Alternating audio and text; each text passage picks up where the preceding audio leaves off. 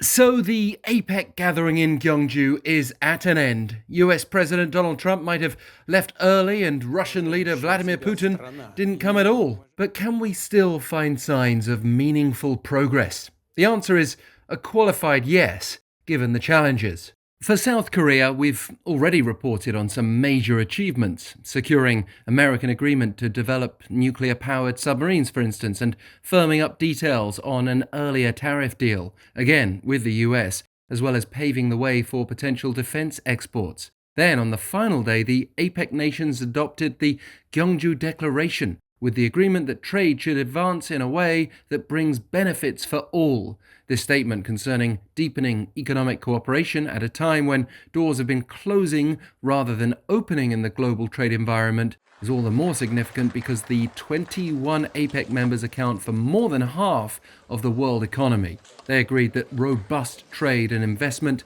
are vital to the growth and prosperity of the region. However, unlike past APEC meetings, the joint statement failed to reaffirm the shared commitment to uphold the multilateral trade system. We're therefore left with a sense of uncertainty about the future of free trade, even if Trump did meet with his Chinese counterpart Xi Jinping.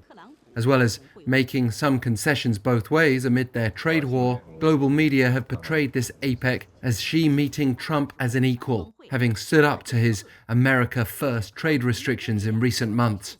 As he also handed over the APEC chairmanship to Xi in a closing ceremony, South Korean President Lee Jae-myung addressed the North Korea question. Despite Pyongyang's refusal to talk with Seoul, he emphasized his goal to open a new chapter in Korea through peaceful coexistence and co-prosperity, guided by the principle of resolving issues through dialogue.